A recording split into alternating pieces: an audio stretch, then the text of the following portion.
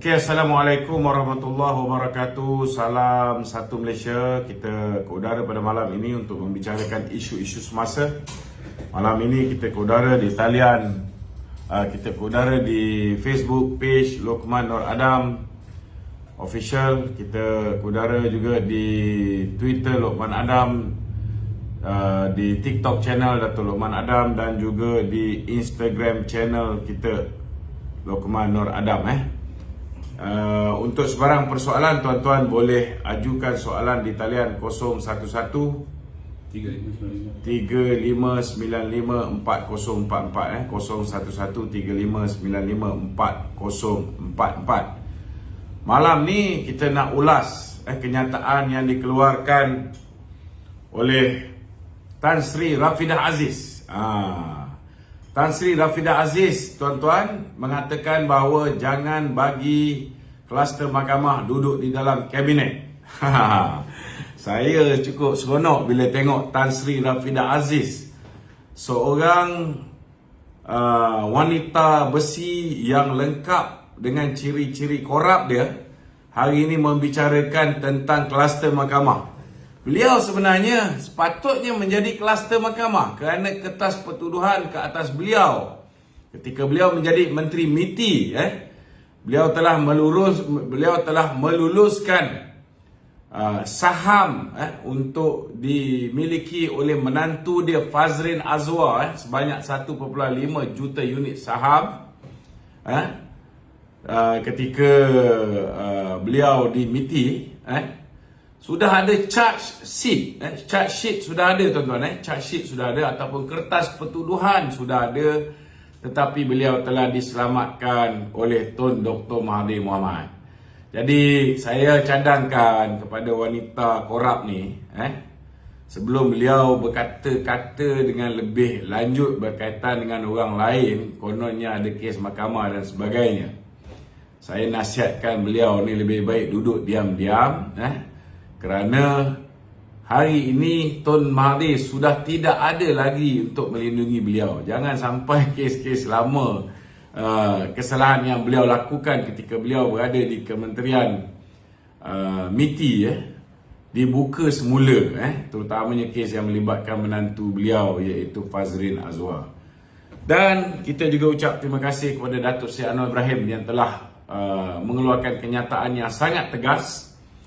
Beliau mengatakan sesiapa juga yang didakwa di mahkamah selagi belum dijatuhkan hukuman, orang ini masih berpeluang untuk menyertai kabinet beliau. Itulah saudara yang sepatutnya dipegang, innocent until proven guilty. Itulah sepatutnya dipegang. Maknanya dalam erti kata lain, kalau ikut kenyataan yang dikeluarkan oleh Datuk Seri Anwar Ibrahim ni, buat masa ini hanya Datuk Seri Najib je yang tak boleh menyertai kabinet Datuk Seri Anwar Ibrahim ataupun kabinet kerajaan perpaduan ini.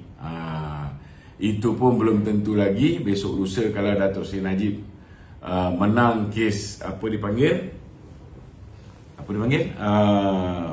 semakan kehakiman dia, ataupun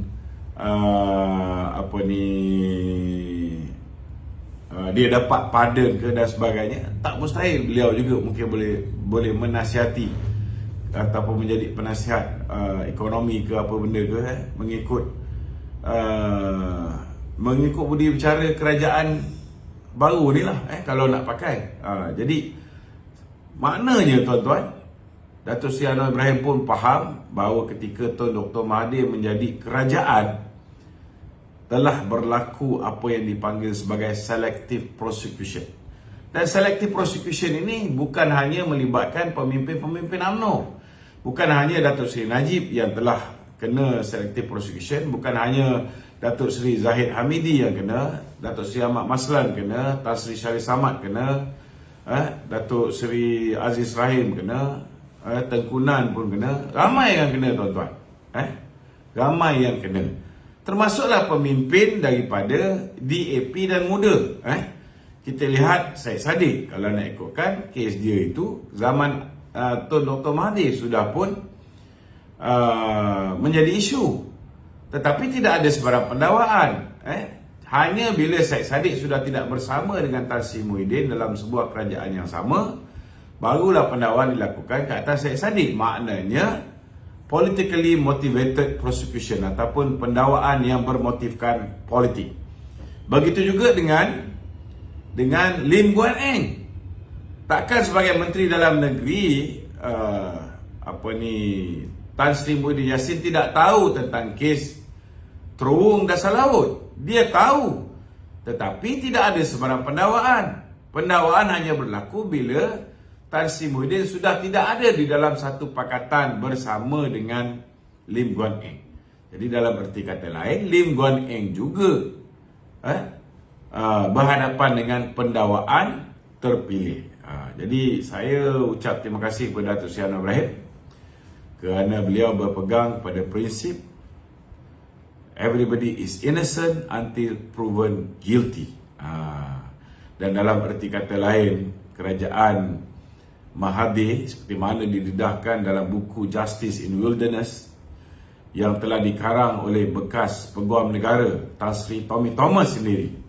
Beliau telah mengemukakan lebih kurang 19 dakwaan tentang salah laku kerajaan Pakatan Harapan di bawah pimpinan Tun Dr. Mahathir. Tuan-tuan, kita kalau buka ni satu persatu, saudara, Tommy Thomas sendiri boleh didakwa, boleh didakwa di bawah tahasutan kerana menghasut orang membenci Allahyarham Tun Razak, dan siapa nama, Datuk Harun, kerana mendedahkan akta rahsia rasmi perbualan beliau dengan Perdana Menteri, dengan Yang di-Pertuan Agong, tentang isu kapal ekonomi yang mana beliau memanggil bos genting. Macam-macam boleh terdedah, tuan-tuan. Dan bagaimana Ketua Hakim Negara, baik zaman Tan Sri Richard Malanjun, begitu juga dengan zaman Tengku Maimun, kita lihat pelantikan itu pun tidak mengikut prosedur, tidak mendapat nasihat daripada Judicial Appointment Committee, Commission, iaitu Suruhanjaya Pelantikan Kehakiman, di mana hanya nasihat daripada Peguam Negara kita boleh lantik Ketua Hakim Negara. Jadi saya yakin Datuk Seri Anwar Ibrahim pun tahu bahawa berlakunya kepincangan dalam soal badan kehakiman ketika kita berada di bawah kerajaan balas dendam pimpinan Tun Mahathir dan juga Muhyiddin Yassin. Jadi kita ucap tahniah, terima kasih sekali lagi kepada Datuk Seri Anwar Ibrahim kerana beliau firm, seseorang itu tidak bersalah sehinggalah dia didapati bersalah oleh mahkamah. Dan dalam kes Datuk Seri Zahid, beliau telah dilepaskan untuk 40 pertuduhan yang pertama. Dan sudah pasti Datuk Seri Anwar sendiri tahu bagaimana berlakunya selective prosecution. Dia terima duit sumbangan dana politik yang tak sepatutnya menjadi isu kerana tidak ada larangan untuk menerima dana politik. Sudah dijadikan isu. Beliau juga bukan beliau seorang yang menerima dana daripada UKSB. Tun Mahathir menerima 2.6 juta ringgit daripada UKSB melalui suami kepada anak saudara beliau, Puan Sri Yasmin, iaitu Tan Sri Rahman. Muhyiddin juga menerima 1.3 juta daripada UKSB. Isyamuddin Tun Hussein juga terima. Khairi Jamaluddin juga terima. Syafiq Abdal juga terima. Hanifah Aman juga terima. Tetapi saudara, hanya Datuk Seri Anwar Ibrahim, Datuk Seri Zahid Hamidi yang didakwa. Ini jelas menunjukkan terdapat selective prosecution. Jadi saya yakin atas maklumat-maklumat ini yang menyebabkan Perdana Menteri merasakan bahawa sesiapa juga berhak untuk menyertai kabinet beliau selagi mereka belum didapati bersalah di mahkamah. Dan apa dipanggil, sehingga ia didapati bersalah di peringkat yang tertinggi. Bila dia didapati bersalah di peringkat yang tertinggi dan dia tidak merayu lagi, tidak membuat semakan kehakiman, tidak mendapat apa yang dipanggil sebagai royal pardon, maka secara automatik keahlian mereka sebagai ahli parlimen juga tergugur, dan kelayakan mereka untuk diangkat duduk di dalam kabinet juga tergugur secara automatik. Selagi belum sampai ke tahap itu, seseorang itu masih lagi layak untuk memegang jawatan di dalam kabinet. Okey? Jelas Alright, silakan. Tok, Ya. nak tanya pasal Haji Hadi punya statement semalam. Haji Hadi, Haji Hadi. Dia bagi statement lah. Dia kata ada bekas tiang gol dialih kepada yang kalah tu. So dia punya ayat ni seolah-olah dia mempertikai kuasa kebawahan tuanku tu. Tapi itu aku yang komen. Bagi saya, kenyataan yang dikeluarkan oleh Tan Sri Haji Hadi ni amat biadab. Sebagai seorang ulama, beliau tidak sepatutnya mengeluarkan kenyataan sedemikian rupa menghina kebawah Yang Maha Mulia Seri Paduka Baginda Tuan Agong. Nasib baik bukan saya yang agung. Kalau saya yang agung, dah lama saya tarik balik Tan Sri dia ni. Dia menuduh kebawah duli Yang Maha Mulia Seri Paduka Baginda Tuan Agong sebagai mengalihkan tiang dan mengangkat orang yang kalah sebagai kerajaan yang memerintah. Saya tak faham macam mana Haji Hadi ni begitu tumpul pemikiran dia. Kita nak cakap keras, tapi kita cakap dengan bahasa yang sangat lembut, tuan-tuan. Bagaimana dia tak boleh beza sama ada 82 kursi dengan 73 kursi yang mana satu besar? Saya nak beritahu dengan Haji Hadi, 82 dengan 73, 82 tu ada 9 kursi lebih banyak daripada 73. Kalau misalnya yang ini pun tak pas, Tuan Guru, saya rasa mungkin boleh masuk tadika balik. Mungkin boleh masuk tadika balik. Yang kedua, 82 campur 30, jumlah dia 112. Kalau campur lagi 23 daripada GPS, 112, jadi 135. Campur lagi 3 daripada warisan, sudah jadi 138. Campur lagi 6 daripada GRS, sudah jadi 144. Okey. Campur 2 daripada KDM, sudah jadi 146. Campur lagi 2 daripada bebas, sudah jadi 148. Siapa sebenarnya yang menang, siapa sebenarnya yang kalah, Tuan Guru Haji Hadi? Untuk makluman Tuan Guru Haji Hadi yang masih lagi berada dalam igawan mimpi ngeri kerana takut menjadi kluster mahkamah, untuk makluman Haji Hadi, tidak ada seorang pun, tidak ada mana-mana parti pun yang memenangi pilihan raya 2015. So kalau masih lagi bermimpi, rasa PAS menang kerana PAS dapat 49 kursi dengan cara yang sangat mengaibkan, hari ini saya boleh gelarkan PAS ni sebagai parti BU, parti beli undi, parti perasuah. Malu sebagai seorang ulama, Tuan Guru terlibat dalam membudayakan budaya rasuah. Makan rasuah okey lagi, boleh maaf lagi. Tetapi PAS hari ini ialah bapa kepada mengajar rakyat Malaysia makan rasuah.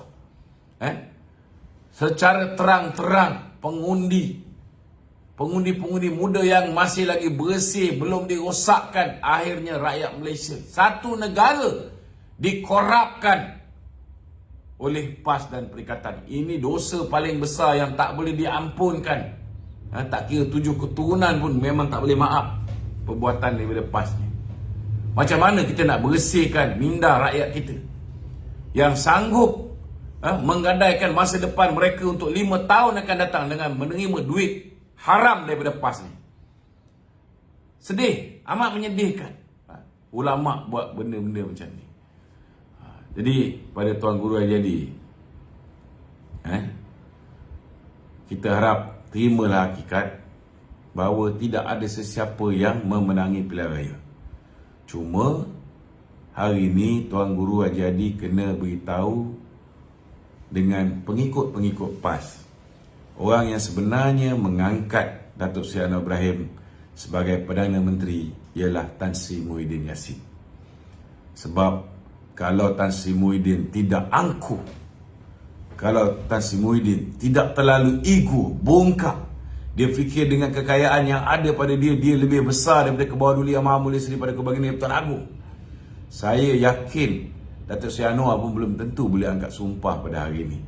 Tetapi kerana kebongkakan, keangkuhan Muhyiddin Yassin, Baginda Tuanku beritahu tidak ada mana-mana pihak yang memenangi pilihan raya.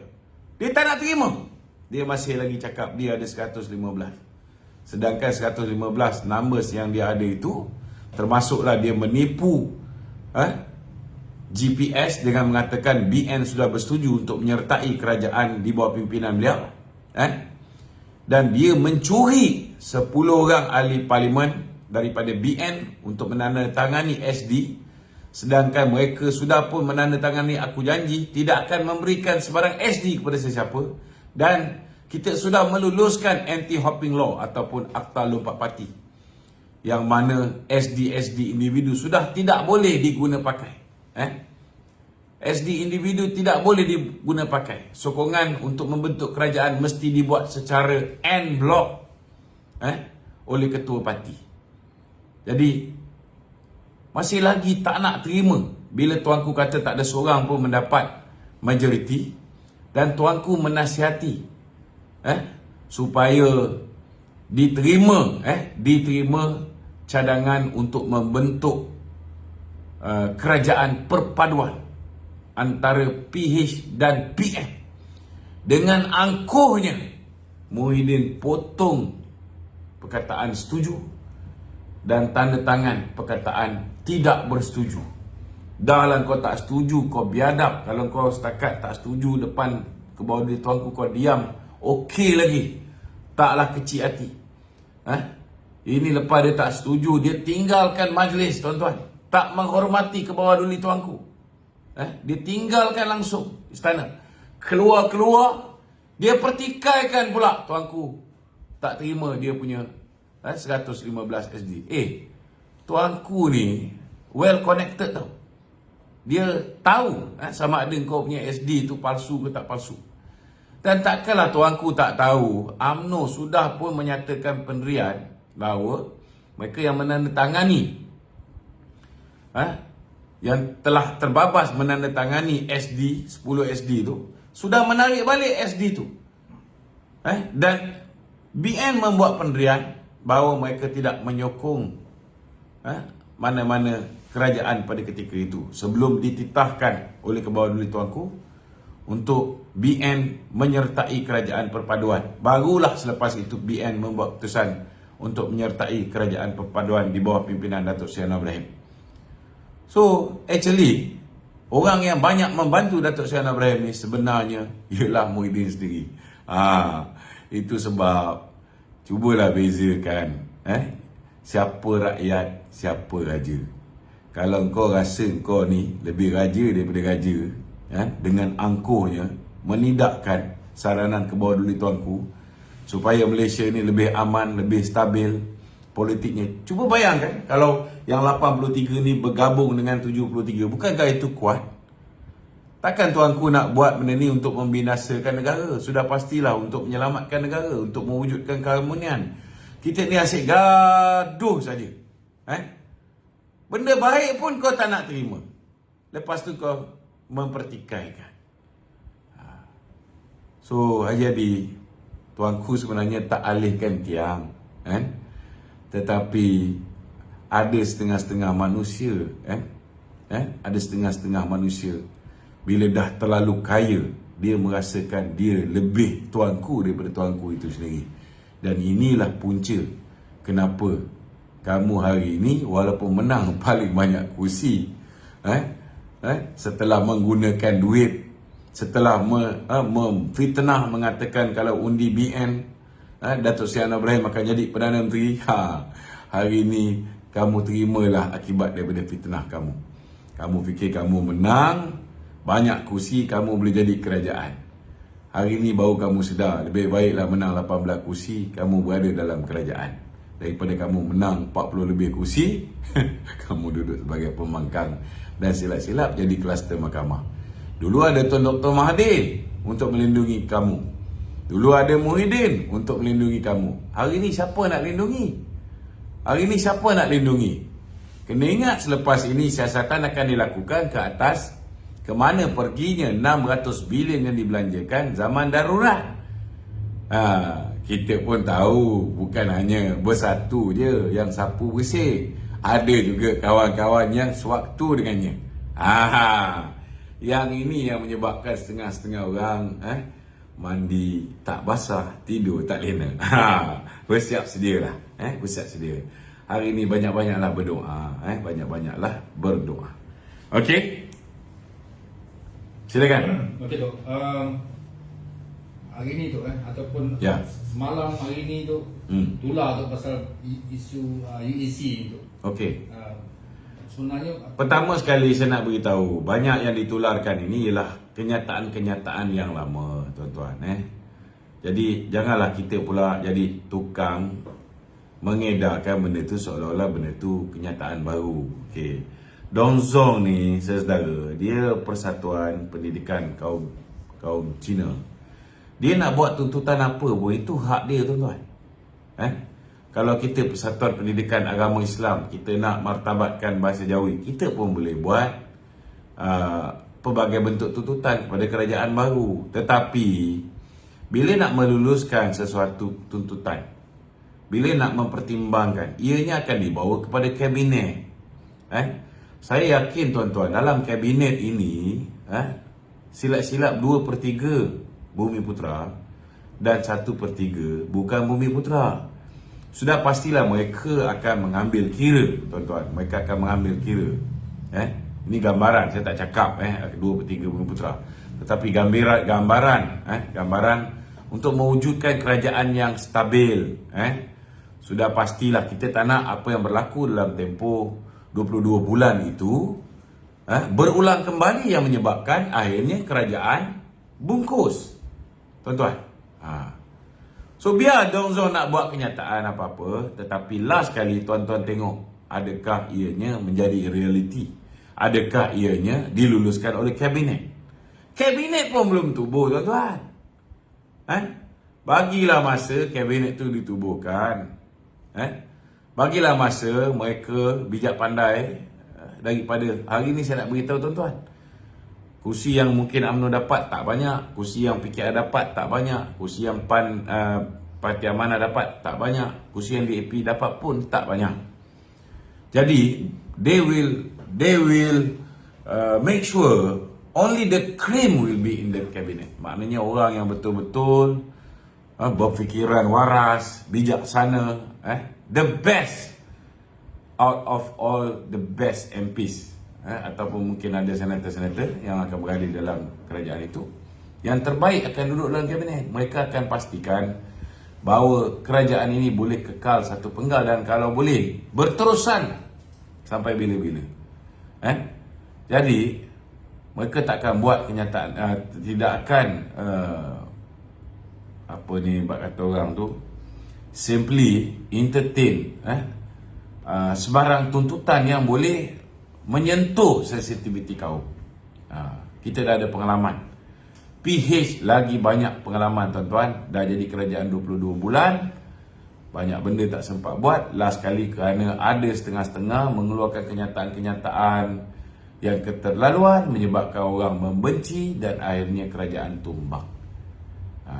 Walaupun kita tahu penumbangan ini disebabkan pengkhianat yang tak mau menyerahkan jawatan Perdana Menteri kepada Datuk Seri Ibrahim.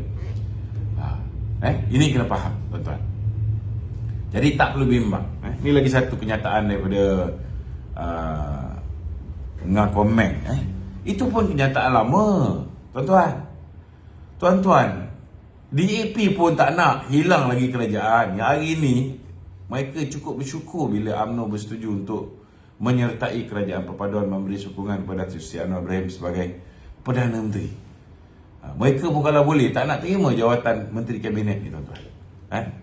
takkanlah dengan Komeng nak keluarkan kenyataan kalau misalnya UEC tidak diiktiraf, DAP akan keluar daripada kerajaan. Saya nak beritahu, DAP pun sedikit sebanyak mereka pun ada rasa bersalah kerana disebabkan kenyataan setengah-setengah pemimpin mereka, termasuklah Superman Hugh yang last kali dah dibuang pun daripada DAP. Sama macam Papa Gomo. Papa Gomo pun mengeluarkan kenyataan yang resis, nak tarik hak bukan Melayu untuk mengundi, nak tarik kerakyatan dan sebagainya. Last kali UMNO pun buang orang macam ni. Kita pun tak nak orang resis macam ni. So DAP pun dah buang dah Superman Hugh, tuan-tuan. Jadi mereka takkan mengeluarkan kenyataan-kenyataan macam ni.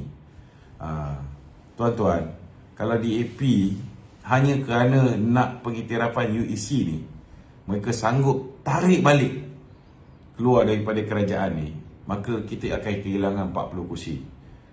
Tuan-tuan cuba bayangkan. Memang betul Datuk Seri Anwar Ibrahim ni setia kawan dia dengan DAP. Tapi kalau DAP sendiri keluar meninggalkan Datuk Seri Anwar Ibrahim, menyebabkan Datuk Seri Anwar Ibrahim boleh tumbang, tak mustahil Datuk Seri Anwar Ibrahim akhirnya akan bersetuju untuk menerima PAS. Tuan-tuan jangan lupa, PAS juga berminat untuk menyertai kerajaan perpaduan ni. PAS ada lebih daripada 40. Jadi apa untungnya pada DAP? DAP pun akan rugi. Betul tak? Dan kerajaan tu pun nanti GPS ada lebih kurang 13 orang tak boleh terima PAS. Mereka pun akan tak comfortable kalau PAS masuk. So dia tidak akan ada win-win situation. Dia akan lose-lose situation, tuan-tuan. So DAP pun saya yakin, tuan-tuan, itu sebab saya yakin bila kita parti Melayu yang mempunyai jumlah keahlian paling ramai 4.2 juta bersama dengan Pakatan Harapan, bersama dengan GPS berada di dalam kerajaan. Bak kata saya saya punya analogi simple, kita mampu untuk jinakkan DAP untuk menerima, menghormati hak istimewa Melayu, kedudukan Islam sebagai agama persekutuan, kedudukan bahasa Melayu sebagai bahasa kebangsaan, kedudukan raja-raja Melayu. InsyaAllah, tuan-tuan, mereka akan menghormati kontrak sosial, mereka akan menghormati Akta 153 dan sebagainya. Yakinlah, yakin. Kalau mereka buat juga, we are here. We are here. Don't worry. Okay? Soalan lain? Okay, Dok. Hari ni Perdana Menteri tu dia kata dia usul undi percaya tetap dibentangkan pada 19 Disember ni kerana untuk, dia kata ini adalah penting tu untuk membuktikan keabsahan beliau dari segi persaksi politik. Adakah selama ni keabsahan beliau tak boleh diguna pakai? Okey, dia pertama sekali kita kena ingat Akta Anti Lompat Parti ni dia buatan manusia, maknanya dia ada kelemahan dia. Apa kelemahan dia? Okay. Akta Lompat Parti ni, tuan-tuan, ianya membolehkan seseorang itu dikawal daripada melompat parti. Ianya boleh mengawal seseorang itu daripada menyokong pemimpin parti lain, mengeluarkan SD kepada pemimpin parti lain. Akta Lompat Parti maknanya sokongan terhadap seorang Perdana Menteri mestilah dibuat secara en bloc dan melalui surat berkanun ketua parti. Kalau ketua parti mengatakan dia nak Datuk Seri Anwar Ibrahim, maka surat berkanun ketua parti mewakili semua, contohnya BN ada 30 orang ahli parlimen, itu je yang akan digunakan pakai untuk mengangkat Perdana Menteri di bawah Seksyen 40 Perlembagaan Persekutuan, perkara 40 dalam kurungan 2 Perlembagaan Persekutuan. Itu hanya untuk mengangkat Perdana Menteri. Tetapi di dalam parlimen, setiap ahli parlimen mempunyai immunity. Kalau contohnya berlaku pengundian dalam sesuatu usul, ahli parlimen boleh mengundi mengikut ketetapan parti, atau dia boleh mengundi bercanggah dengan ketetapan parti. Tak hilang kursi dia sebagai ahli parlimen. Kalau dia lompat parti, kursi dia hilang. Kalau dia dipecat daripada parti, kursi dia tak hilang.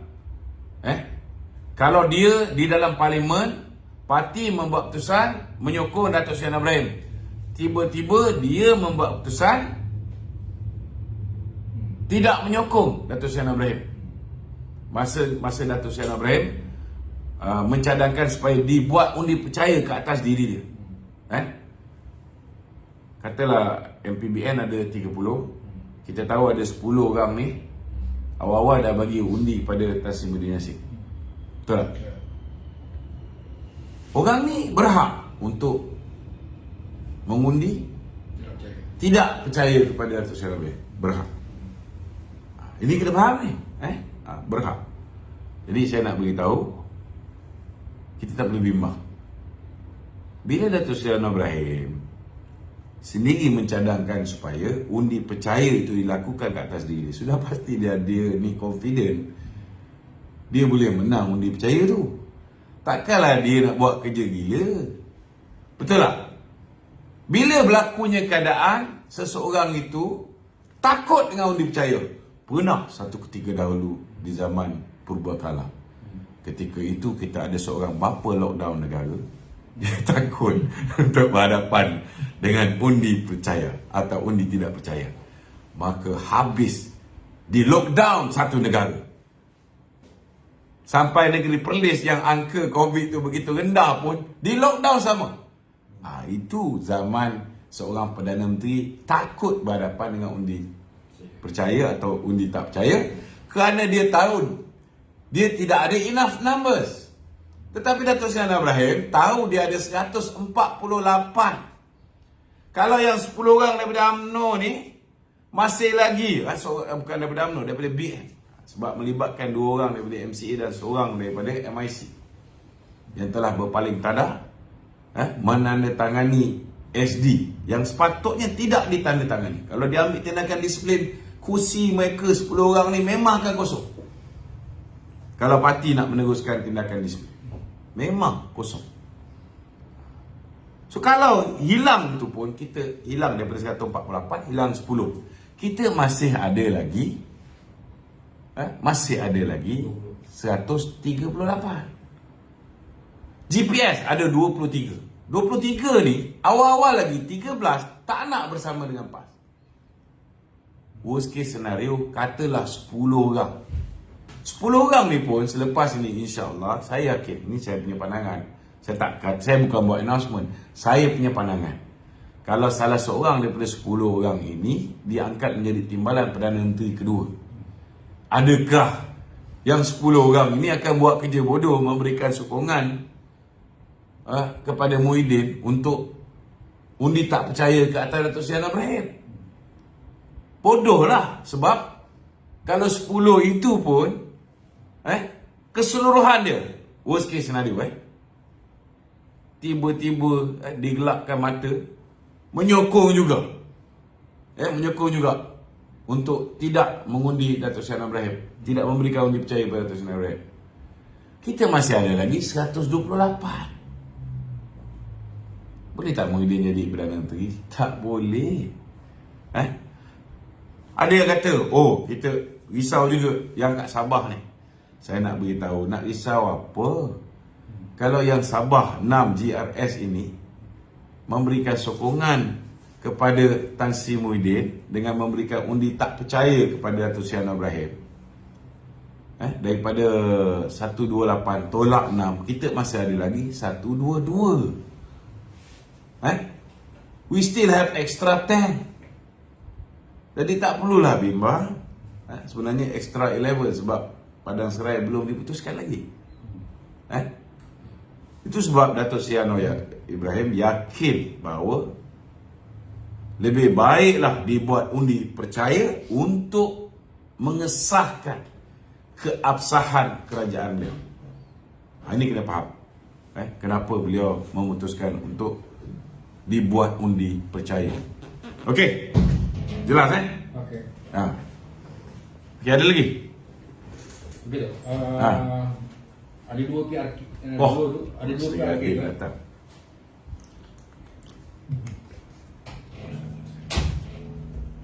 Jemput. Okey. Datuk Seri. Okey. Ada 2 PRK bakal diadakan tu. Dan pembuangan undi pada 5 Disember tu. Tak silap. Ya. So calon PH di Tioman tu sedia beri laluan kepada PN. Alhamdulillah, kita ucap terima kasih kepada calon PH yang sedia memberi laluan kepada Barisan Nasional di Tioman. Di Tioman. Ya. Manakala di PH di Padang Serai, Ya. PH pun minta laluan daripada BN tu. Tapi tak dengar lagi berita selanjutnya. Dia masalah dia calon BN di Padang Serai ni daripada MIC. So saya tak nak komen banyak sebab MIC pun suruh Datuk Zahid letak jawatan sebagai pengurusi BN. Apa yang pasti, saya tidak akan turun untuk membantu calon MIC selagi Presiden MIC tidak memohon maaf kepada Datuk Seri Zahid. Ini pendirian saya. Dan saya yakin ramai orang UMNO nak tengok sikap biadab MIC ni. Kalau mereka tidak memohon maaf kepada Presiden UMNO, mereka masih lagi nak meneruskan agenda, kita tengoklah. Kita tengok di mana kekuatan MIC. Di mana kekuatan MIC bila nak berhadapan dengan pilihan raya kalau tanpa bantuan daripada UMNO. Di sini kena ingatlah. Bagi saya secara peribadi minta maaf, saya tidak akan pergi selagi Presiden MIC tidak memohon maaf kepada Dr. Zahid. I am firm about this. Okay? Ada lagi soalan? Ada. Ini soalan netizen tu.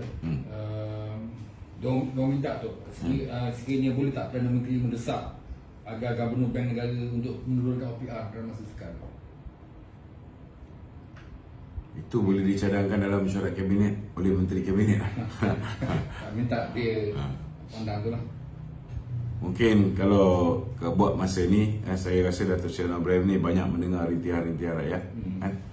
Mungkin kalau ramai orang yang mengeluarkan kenyataan di dalam Facebook mereka, Twitter mereka memohon supaya Yang Amat Berhormat Perdana Menteri mempertimbangkan untuk mengurangkan OPR ini, maka tak mustahil ianya akan dilaksanakan oleh Datuk Seri Anwar Ibrahim.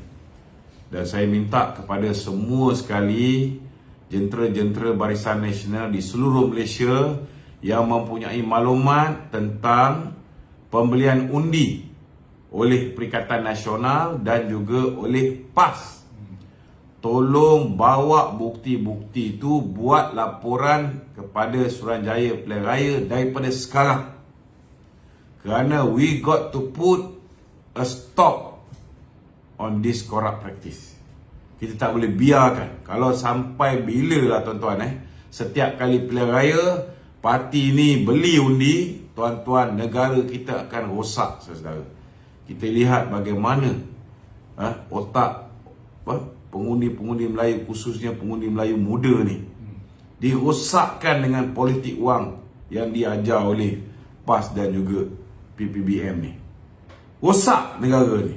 Jadi saya rayu, siapa yang ada maklumat, ada video ni, tolong hantar kepada SPR.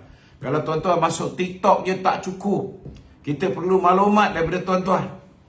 Kalau tak tahu macam mana nak buat, boleh hubungi kita punya talian 011 3595 4044. Bagi detail apa semua, kita akan bantu untuk membuat laporan kepada SPR. We need to investigate this. Kita kena pastikan bahawa ianya dapat dibuktikan. Selain daripada usaha, mungkin akan diadakan RCI oleh kerajaan. Mungkin saya bukan nak mendahului, tapi saya rasa mungkin akan ada RCI untuk menyiasat ke mana perginya 600 bilion ni. Tapi kalau ada bukti-bukti mereka menggunakan duit ini lebih cantik. Kerana lebih mudah untuk kita question mereka dari mana mereka dapat dana. Ada setengah tempat bagi sampai 500, ada setengah tempat bagi 200.5, ada setengah tempat pakai t-shirt BN dapat RM50, ada setengah tempat dapat jadi jentera motosikal untuk pusing-pusing dapat RM300. Dahsyat, saudara, dahsyat. Bagaimana mereka ni mempunyai kekayaan yang luar biasa. Kita tahu 600 bilion yang dibelanjakan sepanjang tempoh darurat memberikan sebahagian daripada sumbangan dana politik. Kita tahu. Tetapi kita ada dua cara. Pertama, siasatan ke atas, ke mana perginya duit 600 bilion dibelanjakan. Yang kedua, kalau tuan-tuan ada bukti mereka agih duit, contohnya wallahi saya akan undi PAS, dapat duit. Ini siapa yang ada bukti ni, sebab merata dunia, merata Malaysia benda ni berlaku. Sahabat-sahabat saya ramai beritahu benda ni berlaku, bermaharajalela secara terang-terang, bukan sembunyi-sembunyi bawah pokok ketapang, tuan-tuan. Ini terang-terang. Tolong report SPR. Kalau tak pandai macam report, hubungi kami ajar macam mana cara nak buat. Kena buat daripada sekarang, tuan-tuan. Kalau boleh kita nak buat petition mahkamah untuk kesemua kawasan, 73 kawasan yang dimenangi oleh Bersatu dan juga oleh PAS ni. Okey? Ada lagi? Tak, selain pada OPR tu, lanjutan dia minta kalau boleh KWSP 2.0 tu. Yang ini saya tak nak komen. Sebab saya tahu angka-angka hari ini 81% pencarum-pencarum yang mencarum di KWSP, akaun dia pun bawah 1000. 81%. Kalau duit apa dia, aku pun tak tahu. Ini biar Kementerian Kewangan lah uruskan. But we got to explain this very well. Orang memang mengharap supaya dapat keluar. Ini punca daripada berapa lockdown negara lah. Akibat daripada lockdown yang dia bawa ni, tuan-tuan, kita sengsara sampai hari ni. Orang tak boleh selesai. Dah bagi KWSP I citra sekali, I sinar sekali, 2 kali, masih lagi orang tak boleh keluar daripada belenggu masalah ekonomi. Itu sebabnya jangan salah pangkal. Tapi ya Allah, apa masalah korang ni? Masih ada lagi yang saya tak boleh imagine lah macam mana rakyat Malaysia berfikir. Boleh sampai 50% lebih orang Melayu mengundi Perikatan Nasional, mengundi parti abah kau ni. Mana kau letak otak? Aku tak boleh cakap apa. Minta maaf cakap lah. Saya betul-betul sedih lah. Betul-betul sedih. Kerana duit, tuan-tuan berubah. Sedih. Betul sedih. Tuan-tuan lupa apa yang berlaku sepanjang tempoh 17 bulan kita di bawah pemerintahan Muhyiddin Yassin.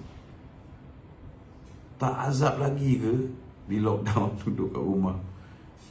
Budak-budak muda tu, saya dah cakap dah, budak-budak muda ni ketika itu saya pesan mak bapak, tolong pesan anak-anak. Sebab anak-anak kita ni, tuan-tuan, ketika itu mereka syok sebab duduk kat rumah, tak pergi sekolah. Memang dia orang enjoy zaman Muhyiddin.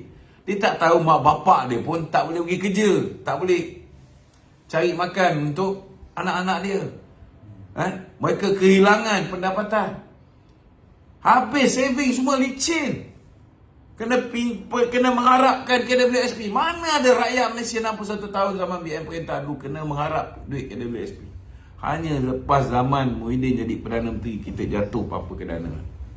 Berapa ramai syarikat yang bankrupt. Ini realiti. Tapi ada lagi orang undi dia orang. Baca doa. Saya tak fikir pasal Muhyiddin baca doa ni orang berubah fikiran. Duit. Hanya kerana 200-300 nikmat dia mungkin seminggu, kamu gadai masa depan kamu 5 tahun. 5 tahun. Nasib baiklah Allah Ta'ala selamatkan dia tak jadi Perdana Menteri. Kalau dia jadi Perdana Menteri, apa jadi pada negara kita? Lingkup. Betul? Lingkup. Okey? Betul, tapi ada orang muda komen tu. Dia tak sokong BN sebab kerja nak hapuskan rokok, vape, apa bagai tu. Itu saya pun tak boleh nak komen apa. Nak Sebab silap juga. Ada orang menjanjikan dia akan jadi menteri balik. Orang-orang muda yang isap okok takkan nak undi BN. Orang-orang muda yang isap vape nak berhenti merokok pun takkan nak undi BN. Betul tak?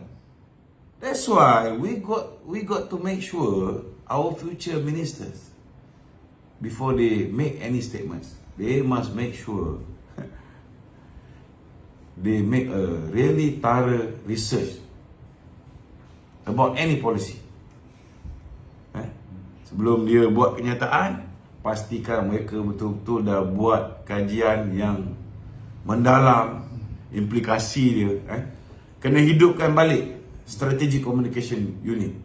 Kalau sebelum kerajaan membuat sebarang keputusan-keputusan besar, dibincangkan dulu dalam Stratcom. Kalau benda tu boleh memberikan implikasi, boleh menyebabkan rakyat marah, boleh menyebabkan kadang-kadang benda tu baik, tetapi kita tidak buat mind conditioning lebih awal. Ini kena buat. Bila kita explain dengan rakyat kenapa kita buat benda ni, apa kebaikan ni, apa keburukan kalau tak buat, sudah pasti rakyat yang menentang tu kurang sikit. Lepas tu kena pastikan juga bila kita explain tu, semua cabang media tu perlu viralkan benda tu. Tak bolehlah media elektronik saja tapi kita tak cover media sosial. Hari ni rakyat yang bersandarkan, berpandukan, bergantung kepada media elektronik ni dah jauh berkurangan berbanding dengan dulu. Banyak dah bergantung kepada media sosial. Everybody is getting the information from the smartphone. Ini kita kena faham. Okay? So, Tuan Ibrahim, Tuan Man macam cakap, dia akan pantau lah kerajaan Anwar Ibrahim ni. Dan dia kata dia nak tengok janji-janji yang Anwar cakap semasa kempen PRU15 tu boleh buat ke tak. So soalan dia tu, ini pertama sekali saya nak beritahu sebelum dia cakap banyak. Pertama sekali dia kena faham tidak ada satu parti pun tidak ada satu parti pun yang memenangi pilihan raya. Maknanya tidak ada satu parti pun yang manifesto mereka diterima oleh rakyat. Bila manifesto tidak diterima oleh rakyat, maka rakyat tidak ada hak untuk menuntut janji-janji yang telah pun diutarakan dalam manifesto. Ini kena jelas. Bila sebuah parti mencadangkan, kalau kami memerintah, contohnya UMNO memerintah, kalau kita memerintah, orang yang gaji bawah RM2,208, kita akan pastikan kemiskinan mutlak akan dihapuskan. Maka orang yang gaji RM1,200 setiap bulan, lepas dia dapat gaji RM1,200 daripada majikan dia, kerajaan bank in RM1,008. Tapi apa yang kita letak dalam manifesto kita ni ditolak oleh rakyat, maka BN tidak terikat untuk melaksanakannya. Sama juga apa dijanjikan oleh Pakatan Harapan, ditolak oleh rakyat sebab dia tidak dapat simple majority. Dia tidak terikat untuk melaksanakannya. Apa dijanjikan oleh Perikatan Nasional, dia juga tak terikat untuk melaksanakannya. Kalau mereka selepas ni ada peluang tebuk atap ataupun buat pintu belakang lagi sekali. Tidak ada parti yang wajib melaksanakan manifesto sebab manifesto semua pihak ditolak oleh rakyat. Ini kena jelas. Yang kedua, jadi macam mana kerajaan ini akan beroperasi? Selepas dibentuk kabinet ini, sudah pastilah fokus akan dibuat untuk belanjawan 2023. So apa yang dibentangkan oleh kerajaan baru ini, itulah apa yang akan dilaksanakan pada tahun 2023. Jadi kena jelas benda ni. Tapi saya seronok dengan kenyataan Tuan Ibrahim, Tuan Man. saya sangat bersetuju dia mengatakan bahawa orang baik tidak boleh duduk bersama dengan orang jahat. Memang betul Tuan Ibrahim Tuan Mat. UMNO hari ini alhamdulillah sebuah parti yang sangat bersih. Amat jijik kalau UMNO ni duduk bersama dengan parti korup yang merasuah rakyat untuk menang pilihan raya. Kita tak boleh duduk bersama dengan PAS, kita tidak boleh duduk bersama dengan PPBN. It is very wrong.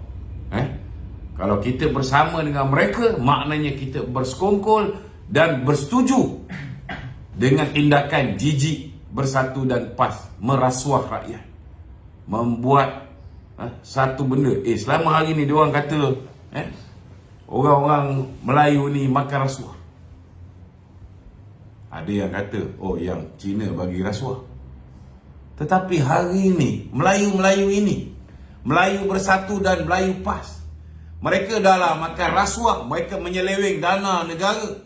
Mereka mengambil kesempatan ketika negara berhadapan dengan konflik COVID untuk mereka laksanakan darurat. Mereka belanjakan duit dengan tidak dibentangkan di parlimen.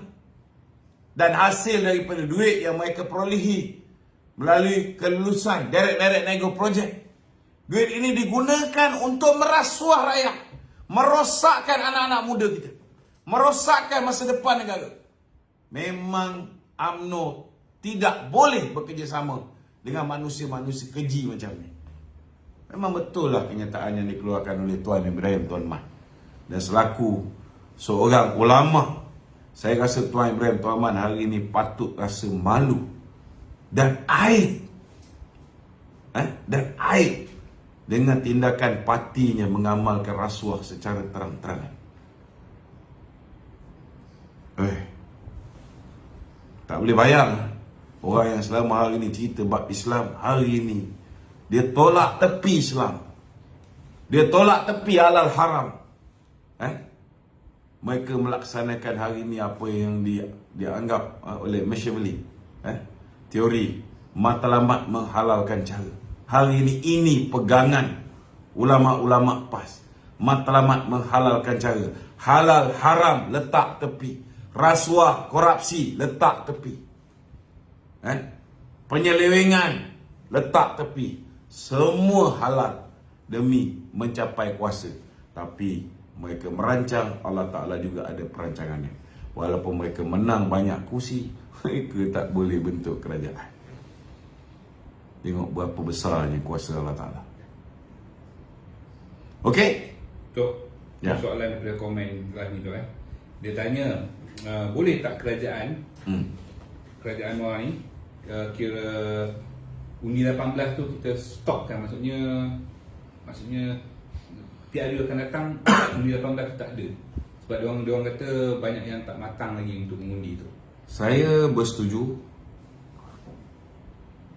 Saya rasa had usia 21 tahun tu lebih matang untuk membuat penilaian. Sebab ramai yang merungut, tak boleh bezakan PN dengan BN pun. Ada yang kata kami nak undi PN kerana Datuk Seri Ismail Sabri banyak bagi bantuan-bantuan kepada mahasiswa dan sebagainya. Allahu Akbar. Dia orang pun tak boleh bezakan Datuk Seri Ismail Sabri itu daripada BN. Cuba bayangkan. Sampai ke tahap tu. So bagi saya lah, kalau kita tak educate anak-anak kita tidak ada sistem pendidikan yang menerapkan nilai-nilai murni, memberikan didikan, jangan ambil rasuah macam mana anak-anak muda yang baru berusia 18 tahun kali pertama mengundi ni menerima rasuah daripada PAS dengan Bersatu ni. Kalau kita tak didik dia orang tolak rasuah, jangan sampai korbankan masa depan untuk tempoh 5 tahun hanya dengan duit yang dapat dinikmati dalam tempoh begitu singkat. Saya rasa rosak. Lebih baiklah kita patah balik, betulkan keadaan. Kalau kita boleh bagi education, political education daripada di bangku sekolah, bagi budak-budak ni faham betul-betul, then mungkin 5 tahun daripada sekarang mereka bersedia. Tetapi kalau kita tak mampu nak educate dia orang ni dan mentaliti tetap sama macam apa yang berlaku dalam pilihan yang lepas, Jahanam negara. Okey? Duduk last soalan tu. Soalan terakhir. Ni soalan pada WhatsApp. Okey. Sebelum ni diumumkan ada lebih kurang 50,000 kontraktor kecil gulung tikar tu. Ya. Jadi soalan dia, adakah wajar kerajaan Anwar Ibrahim ni bantu kontraktor-kontraktor kecil ni tu? Saya yakin Datuk Seri Anwar Ibrahim dan kabinet baru dia nanti akan mengusahakan. Dan semalam bila dia berjumpa dengan jawatan kuasa Majlis Tindakan Kos Sara Hidup Negara, selain daripada dia mengeluarkan kenyataan bahawa selepas ini subsidi akan dibuat secara bersasar, dia juga mengeluarkan kenyataan mengatakan bahawa pemain-pemain industri juga akan dibantu, tetapi menggunakan kaedah-kaedah bukan secara subsidi, tetapi dengan memudah cara, dengan memberikan galakan-galakan dan macam-macam lah kaedah yang boleh ni, insentif-insentif yang boleh diwujudkan kepada golongan-golongan peniaga ni, termasuklah mereka-mereka yang 50,000 orang yang terkesan. Banyak kaedah boleh ditolong dia orang ni. Mungkin jumlah contohnya lah orang yang jatuh bankrupt, terutamanya akibat daripada perbuatan durjana Muhyiddin lockdown satu negara. Ramai yang bankrupt, tapi bankruptnya bukan memakan belanja yang banyak. Mungkin 50,000 dia orang pinjam bankrupt, 60,000 dia orang pinjam bankrupt. So mungkin kerajaan kena fikirkan macam mana mekanisme supaya orang yang bankrupt ini diberikan peluang kedua. Mungkin selepas 5 tahun ke, selepas 3 tahun ke. Tetapi kalau jumlah dia besar, takkan lepas 3 tahun dah clear. Betul tak? Kita pun kena berlaku adil juga pada bank. Kalau begitu ramai orang pergi pinjam kat bank, dia dapat duit, dia tak bayar, dia bankrupt. Tapi dia boleh hidup mewah. Dia bankrupt, lepas 5 tahun dia dah clear bankruptcy. Kita pun tak nak orang ambil kesempatan, kan? Kita nak pastikan orang yang betul-betul terkesan. Contohnya guarantor yang jatuh bankrupt, bukan kerana kesalahannya, kerana orang lain. Mesti ada solusi untuk mereka keluar daripada masalah kewangannya. Kerana bila dia bankrupt, ia menjejaskan masa depan dia, ianya menjejaskan peluang mereka untuk bangkit kembali dalam perniagaan. So benda ni membunuh mereka. So kerajaan sudah pasti, saya yakin kerajaan baru ni akan memikirkan macam mana cara mereka boleh buat benda ni. Okey? Ya. Ramai orang tanya tu, khabar Tun Dr. Mahathir tu, khabar dia pension ke, dia akan buat sesuatu lagi ke? Saya tak boleh komen bagi pihak Tun Dr. Mahathir. Tuan-tuan tanyalah dengan Mukris Mahathir, atau tanya dengan Mirzan Mahathir, tanya dengan Marina Mahathir, atau tanya dengan Mohzani Mahathir. Saya bin Adam. Bukan bin Laden, bin Adam. Okey? Sekali lagi saya nak ingatkan, kita ada nano clean ball ni. Saya nak cari agent seluruh negara yang boleh jadi stokis. Modal hanya 2,800. Kalau nak modal tak cukup kuat, kita akan bantu juga supaya anda boleh jual. Satu biji ni RM80 harga jualan dia. Kalau orang yang cuci baju pakai deterjen, dia dah tak payah pakai sabun basuh, tak payah pakai stain remover, tak payah pakai softener. Ianya organik. Anak-anak kita pun boleh masukkan baju dalam washing machine, campak je bola ni. Kalau hari-hari, setiap hari basuh baju 1 hari sekali, bola ni boleh tahan 1 tahun. Kalau 2 hari sekali basuh baju, bola ni boleh tahan 2 tahun. Kalau 3 hari sekali basuh baju, bola ni boleh tahan 3 tahun. Jadi tolong hubungi nombor ni 018-246-7078. Kita akan bagi percuma. Kita akan bagi percuma ni tuan-tuan, magic stain remover juga. Dan siapa yang jadi stokis, kita akan bagi t-shirt free hari ni Kita akan bagi t-shirt free. Okey? Saya ada satu soalan. Dulu semasa negara berhadapan dengan kegawatan ekonomi, Okey. kerajaan tubuhkan dana harta untuk selamatkan gergasi korporat. Boleh tak sekarang ni kerajaan tubuhkan dana rakyat, selamatkan rakyat-rakyat yang dalam kesusahan? Saya yakin untuk rakyat ni, kerajaan baru ni sudah ada perancangan dia, sudah ada perancangan dia untuk mengatasi masalah rakyat. Mungkin untuk peniaga-peniaga yang kita nak supaya boleh keluar daripada masalah yang telah dibuat oleh Muhyiddin kerana menutup pintu ekonomi. Ini mungkin kerajaan kena fikirkan macam mana mekanisme. Saya rasa pun ramai orang juga menunggu apa dah jadi dengan GKP. GKP ni kena ingat itu dilaksanakan zaman kerajaan dulu. Jadi zaman sekarang ni tak ada. So kalau kerajaan sekarang ni memikirkan perlu dibantu usahawan-usahawan baru dan sebagainya, maka mereka akan fikirkan apa cara terbaik, bukan hanya untuk membantu the B40, kita akan bantu M40, kita juga akan bantu the top 20. Cuma cara bantu tu tak bolehlah sama. Kalau mungkin memberikan bakul makanan ataupun memberikan food stamp ataupun memberikan wang tunai secara bersasar kepada the B40, takkan nak bagi bantuan wang tunai kepada M40.